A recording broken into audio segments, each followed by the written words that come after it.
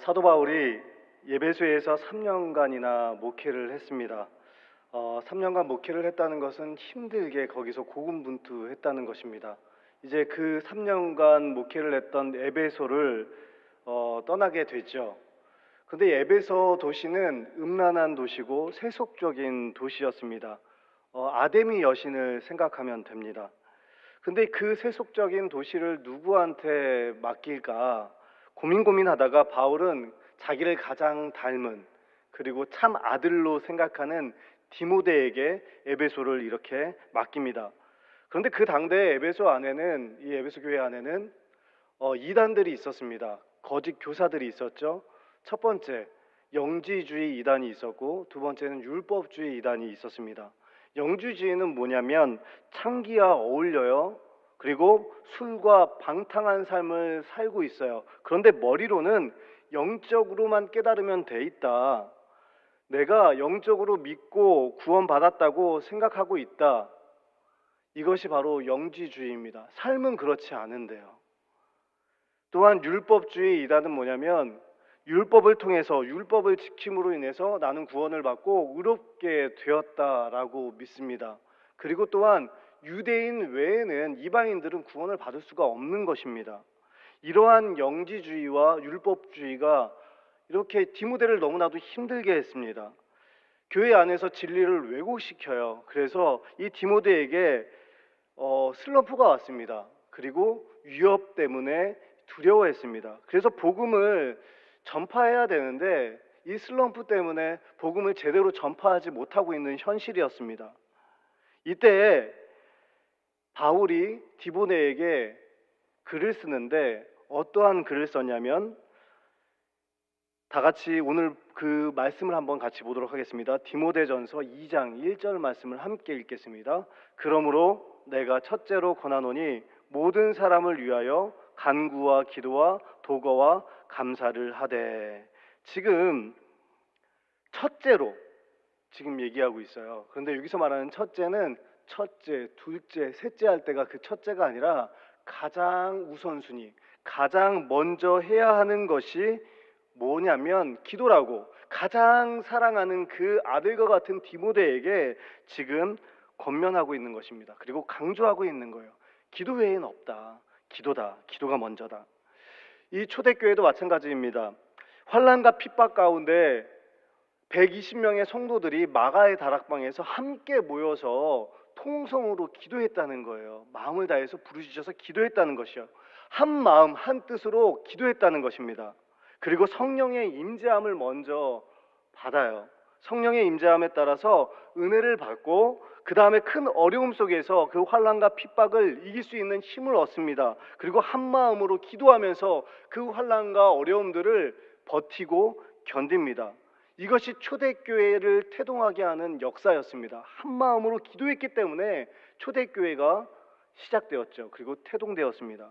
이러한 은혜가 우리 대구제일교회도 있기를 간절히 소망합니다. 지금 저희 교회는 담임 목사님 청빙을 지금 과정 중에 있지 않습니까? 과도기입니다. 그런데 신기한 게도요, 금요 집회 때 더 많은 성도님들이 나오셔가지고 함께 기도하고 있습니다. 한 마음으로요. 이렇게 기도할 때 주님께서 초대교회를 이 초대교회 성도들을 통해서 한 마음 한 뜻으로 기도했을 때 흥왕시켜 주셨듯이 우리 교회도 주님께서 5년 후가 더 좋은 교회, 10년 후가 더 좋은 교회로 하나님께서 인도하여 주실 줄로 믿습니다. 오늘 본문 말씀의 배경은 이렇습니다. 사도행전 3장에서 베드로와 요한이 성전 미문에 앉아있던 날때부터 안진뱅이를 일으켜 세웠습니다. 고쳤죠. 이적을 보여주었습니다. 뭐라고 말씀했냐면 내가 은과 금은 내게 없다. 그런데 내게 있는 것을 너에게 주노니 나사렛 예수 그리스도의 이름으로 일어나 걸으라 라고 선포합니다. 여기서 베드로와 요한은 이렇게 생각했어요.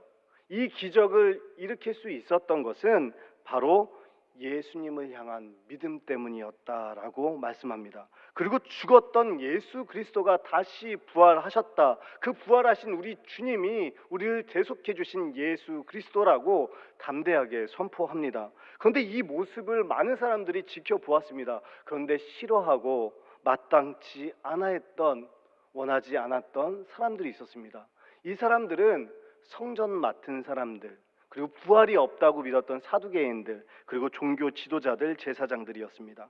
이런 사람들은 베드로와 요한이 이렇게 안전뱅이를 일으키고 또 예수님을 증거하면서 3,000명씩 5,000명씩 예수님을 믿게 되자 못마땅하게 여긴 것입니다. 왜냐하면 이들이 누구를 죽였기 때문입니까? 예수님을 죽였기 때문입니다. 이들은 종교 기득권이었습니다. 기득권 세력이 있었기 때문에 정치, 경제, 사회, 문화 모든 영역에서 권력을 갖고 있었습니다. 그 권력을 이용해서 자기의 밥그릇만을 생각했던 사람들이었습니다. 그런데 갑자기 나사렛이라는 동네에서 예수님이 나타나셔서 그 예수님은 권위도 있으셨어요. 그들에게 없는 능력도 있으셨습니다.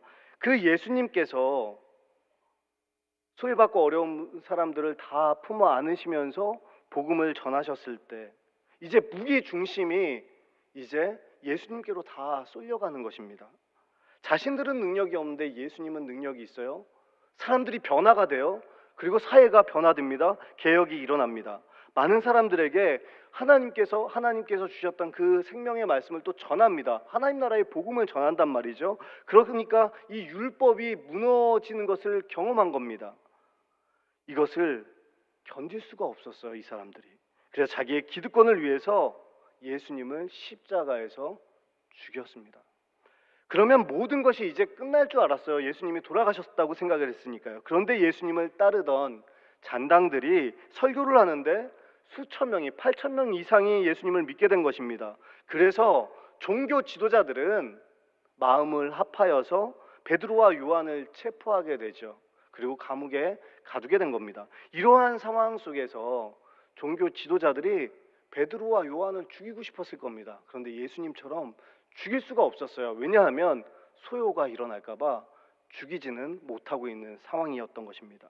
그래서 사내들인 이 공의회 위원들은 베드로와 요한에게 위협을 가합니다.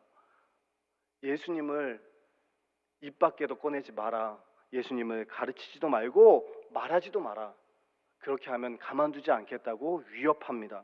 이때 베드로와 요한이 그 사내들인 공의회에서 쫄지 않고 얘기합니다. 너희들의 말을 듣는 것이 옳으냐? 하나님의 말씀을 듣는 것이 옳으냐? 나는 내가 보고 경험한 것을 너희들에게 말할 수밖에 없다고 담대하게 말합니다. 그리고 가두어졌던 이 두 사람은 그 사건 이후에 풀려나게 되죠. 이 두 명은 풀려나서 어디로 갔을까요? 120명이 함께 모여서 기도하고 있는 마가의 다락방으로 갑니다. 돌아가서 이러한 일들이 있었다고 말하죠. 그리고 예수님을 전하지 말라는 이 위기, 이 위협을 고스란히 전하게 됩니다. 그리고 이 위기의 때를 어떻게 극복할지 서로 신앙 안에서 만난 동료들과 의논하고 기도하러 마가의 다락방으로 간 것입니다. 다 같이 23절 말씀을 한번 같이 읽겠습니다. 23절 말씀입니다. 사도들이 노임에 그 동료에게 가서 제사장들과 장로들의 말을 다 알렸어요. 이렇게 위급할 때 찾아가서 의논하고 함께 기도할 수 있는 동력자가 있다는 것이 얼마나 큰 힘이 되었겠습니까? 이것은 축복입니다.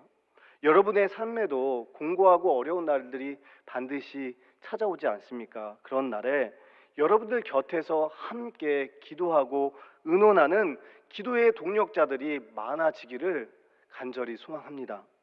이제 베드로와 요한을 받아들인 이 신앙의 동료들, 이 초대교인들은 어떻게 대처했을까요? 지금 죽음의 위협 가운데 있는 것입니다. 사도인 베드로와 요한만 위협을 받은 게 아니라 지금 초대교인 다 모두가 지금 죽음의 위협 가운데 있는 것입니다.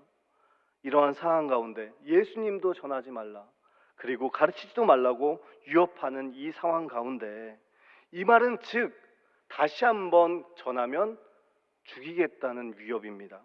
초대교회는 이러한 위협을 당합니다. 만약에 여러분들이 이러한 상황 가운데 있다면 어떻게 하시겠습니까? 우리가 감당하지 못할 고난, 우리가 감당하지 못할 육체적인 질병, 그리고 우리에게 죽음의 때가 점점 가까이 오지 않습니까? 내가 아무것도 할 수 있는 능력이 없을 때, 그때 여러분들은 무엇을 하실 겁니까? 오늘 본문 24절은 이렇게 기록되어져 있습니다. 24절 말씀을 다 같이 읽겠습니다. 그들이 듣고 한 마음으로 하나님께 소리를 높여 이르되 대주제여 천지와 바다와 그 가운데 만물을 지은 이시요. 아멘. 위기의 때에 초대교회 성도들이 지금 함께 모여서 한 마음으로 하나님께 어떻게 기도했다는 거예요? 소리 높여 기도했다는 거예요. 통성 기도했다는 것입니다. 이 위기의 때 한 번 이렇게 기도하고 말았으면 이렇게 구체적으로 기도들이 기록되어져 있지는 않았을 겁니다. 오늘 본문 말씀을 보십시오. 24절에서 28절까지의 말씀을 쭉 이렇게 보면 기도의 내용이 잘 기록되어져 있음을 우리가 알 수 있습니다. 이 기도는 그러니까 고난과 환난과 핍박이 왔을 때 한 번만 기도한 것이 아니라 어려움이 왔을 때마다 이러한 기도의 제목으로 한 마음으로 함께 기도했다는 것입니다. 초대교회 성도들이 한 마음으로 이렇게 기도할 때 하나님께 대한 생각을 우리가 알 수 있어요. 첫 번째는 초대교회 성도님들은 이러한 마음이 있었습니다. 만물을 지으신 창조주 하나님, 이것을 인식하고 있었다는 거예요. 대주제이신 천지를 창조하신 하나님이 능치 못하실 일이 뭐가 있으실까? 그분을 의지하면서 기도했다는 것입니다. 믿음으로 하나님께 담대하게 간절하게 기도한 것이죠. 우리는 고난 속에 있고 핍박과 어려움 가운데 있다면 뭐라고 하나님께 기도합니까? 대부분 이러한 의도를 가지고 기도하지 않습니까? 이것이 빨리 지나가게 해주십시오. 피하게 해주십시오. 나를 괴롭히는 사람이 있습니다. 그 악한 사람을 하나님께서 멸하게 하여 주십시오. 물리쳐 주십시오. 그리고 내 손을 좀 잡아 주십시오. 내가 필요하면 언제든지 하나님께서 나를 도와주십시오. 라고 대부분 이러한 의도를 가지고 기도하지 않습니까? 그런데 오늘 본문은 그렇게 기도하고 있지 않습니다. 한번 비교해 보십시오. 산헤드린 공의의 그 종교 지도자들을 보십시오. 그리고 또한 초대교회 성도님들을 한번 비교해 보십시오. 산헤드린 공의의 지도자들은 하나님을 가장 잘 안다고 생각했어요. 그리고 가장 잘 섬긴다고 생각했습니다. 그러나 자기들의 생각과 기준 속에 하나님을 가두어 놓았어요. 그리고 자기들의 생각과 판단으로 사람들을 정죄합니다. 그런데 대조적으로 초대교회 성도님들은 어떻게 해요? 세상의 권력인 산헤드린 공의의 사람들의 말을 경청하고 듣는 것이 아니라 천지를 창조하신 그 산헤드린 세상의 권력보다도 더 크고 위대하신 하나님을 의지하면서 기도하고 있습니다. 그분 앞에 엎드려서 간절하게 기도한 것입니다. 우리는 누구를 따라가야 하겠습니까? 초대교회 성도님처럼 주님 앞에 엎드려 천지를 창조하신 그분 앞에 기도하는 저희들 될 수 있기를 간절히 소망합니다. 두 번째로 초대교회 성도님들의 이러한 전제가 있습니다. 두 번째 전제는 모든 일들은 하나님의 손 아래에 있음을 믿고 간절하게 기도했다는 것입니다. 오늘 본문에는 시편 2편을 인용한 말씀들이 이렇게 기록되어져 있습니다. 헤롯과 본디오 빌라도는 예수님을 죽이고 또 죽이려고 음료를 꾸몄다고 생각하지만 이미 시편 2편에서 하나님이 정하시고 계획하신 일들이 이루어진 것이라고 지금 우리에게 말씀하고 있습니다. 지금 초대교회 성도들은 베드로와 요한을 통해서 고난과 환난과 핍박의 소식을 들었어요.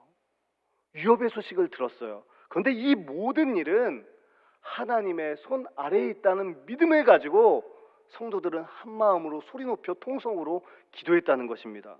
우리도 초대교회 성도들이 이렇게 뜨겁게 기도한 것처럼 어떠한 어려움을 만났을 때, 어떠한 사건을 만났을 때 하나님이 주신 그 말씀을 기준으로 삼고 우리 안에 있는 상황과 여건들을 해석해낼 수 있는 지혜의 영이 있기를 간절히 소망합니다. 위기의 상황을 만나면 하나님이 하신, 예수님께서 우리에게 말씀하신 그 말씀들을 기억하십시오. 염려다 누구에게 맡기라? 나에게 맡겨라. 내가 세상을 이기었노라 말씀하여 주십니다. 여기서 주님께 맡긴다는 말이 중요한데 유기성 목사님은 이렇게 해석했습니다. 주님께 맡기라는 말은 아무것도 우리가 하지 말고 주님만을 의지해야 된다는 말이 아니랍니다. 우리가 겪고 있는 모든 일을 주님과 함께 하는 거라고 말하고 있습니다. 그 주님과 우리의 모든 일을 함께 할 때 그것이 쉼이라고 우리에게 말씀하고 있습니다. 그러면 그것이 쉼이라고 여겨지면 우리에게 부딪히는 일들이 기대가 된대요. 하나님의 역사를 바라보게 된대요. 그리고 우리의 삶의 자세가, 관점이 바뀌게 된다고 말씀하고 있습니다. 그렇게 우리의 인생의 상황과 형편을 해석한다면, 주님께 맡긴다면 우리는 단순해집니다. 우리의 삶은 우리의 할 것을 하면 됩니다. 회개해야 될 부분이 있으면 회개하면 되고요. 또한 감당할 게 있으면 믿음으로 인내하면서 감당하면 됩니다. 결과는 누구 손 아래에 있어요? 결과는 주님께 맡기면 됩니다. 주님 손 아래에 있습니다. 이러한 믿음으로 우리의 삶을 하나님께 의탁하는 저와 여러분 될 수 있기를 간절히 소망합니다. 이제 오늘 본문에서 가장 중요한 세 가지의 기도의 제목이 나옵니다.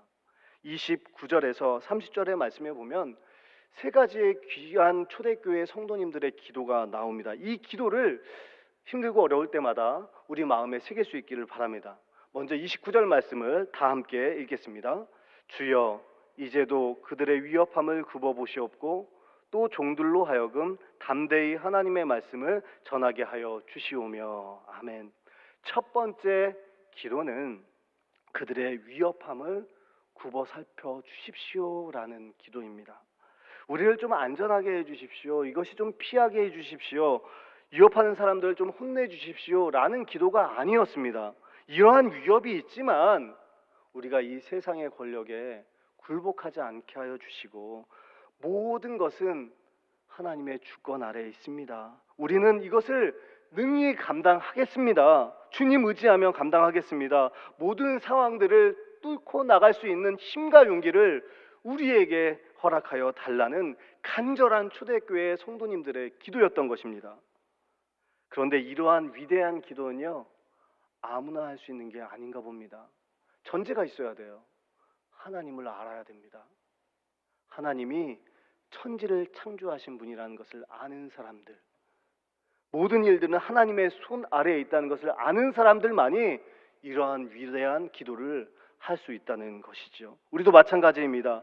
이 땅에서 나에게 수많은 고난과 어려움들이 위협이 있을 수 있습니다. 질병의 위협이 갑자기 찾아올 수도 있고, 사랑하는 가족이 갑자기 떠나갈 수도 있고요. 사람의 위협이 있을 수도 있고, 물질의 위협이 있을 수 있습니다.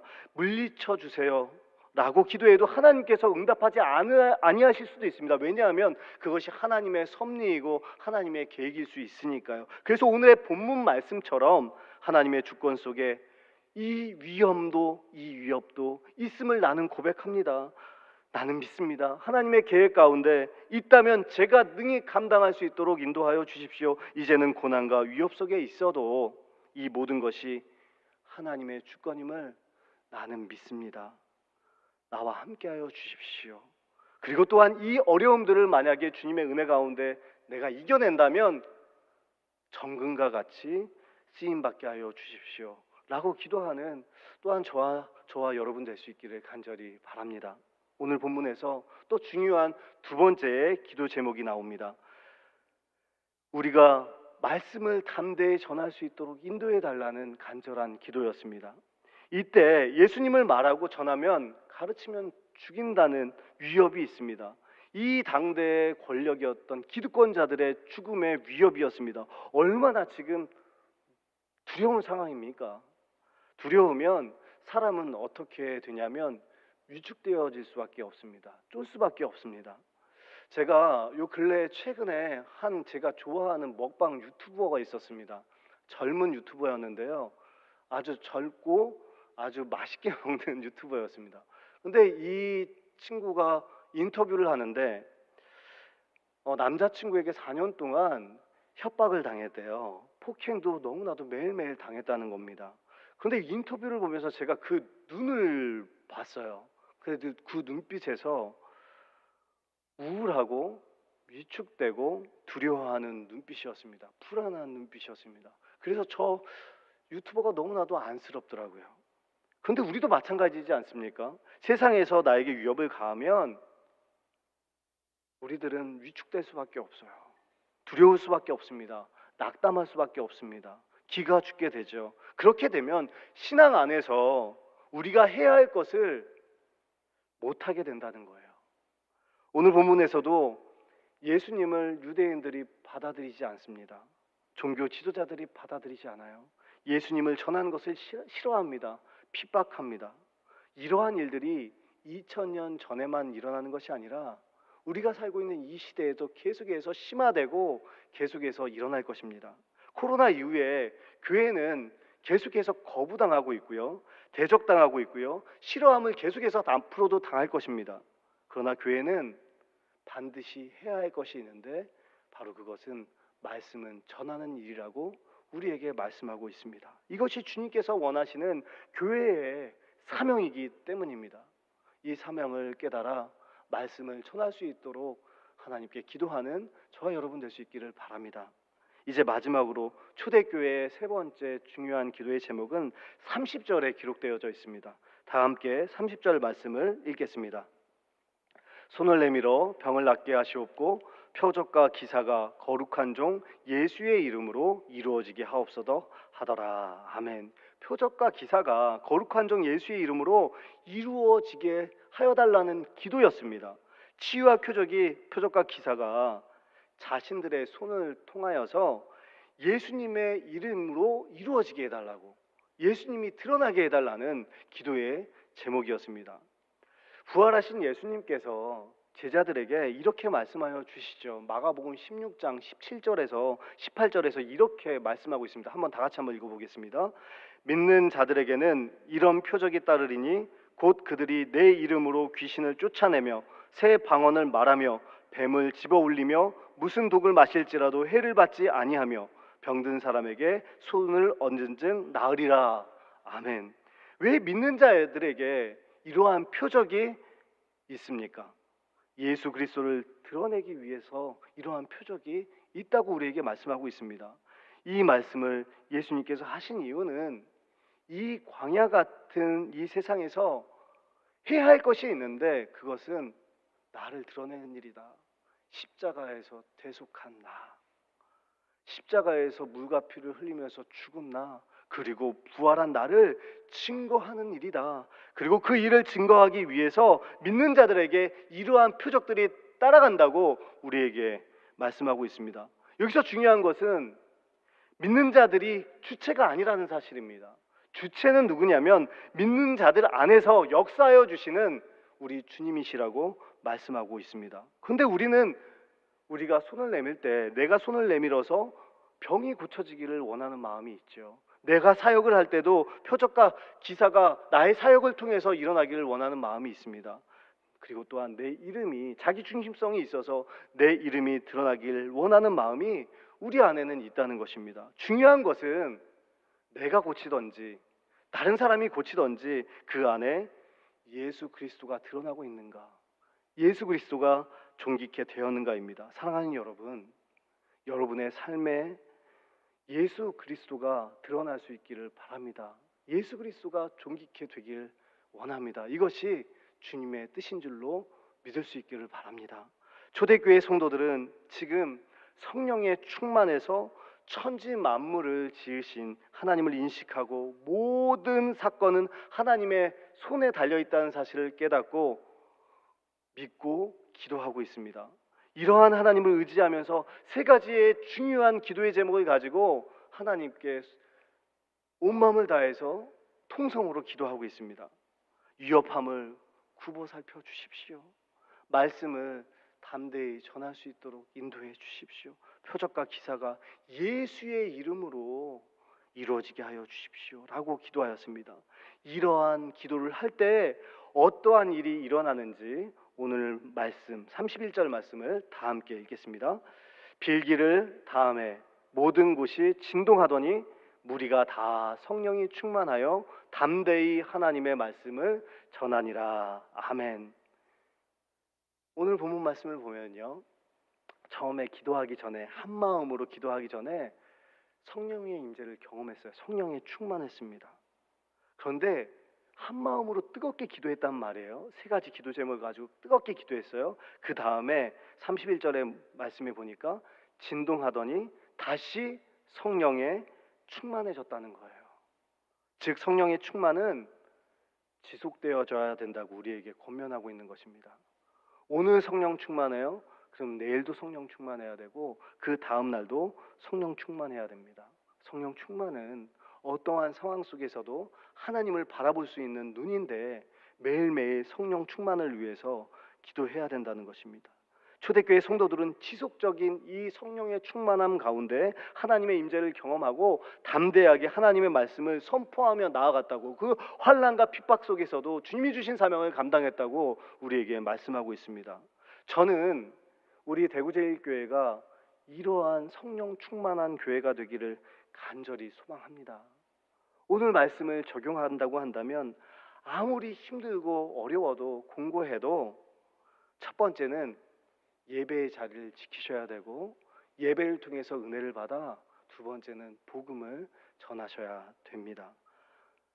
이 출애굽 시대를 보십시오. 바로가 이스라엘 백성들과 출애굽할 때 타협을 하려고 합니다. 제일 첫 번째 타협이 무엇인 줄 아십니까? 광야에 나가서 예배드리지 말고 가까운 데서 예배드려라, 그거였습니다. 그런데 우리의 현실을 보십시오. 코로나 이후에 교회 공동체에 나가서 예배하지 말고 편한 목장으로 편한 자리에서 예배드리라고 말합니다. 타협하려고 합니다. 바로는 두 번째로 뭘 얘기하냐면 아이들은 데리고 가지 말아라 라고 말합니다. 요즘 교회에 다니는 아이들이 학급으로 따지면 한 반에 한 명씩 다닌다고 합니다. 예전에는 얼마나 많았습니까? 그리고 10년 전에 조사했는데요, 항존직 자녀들이 교회에 나오는 퍼센테이지가 50%였습니다. 그러니까 반만 나온 거예요.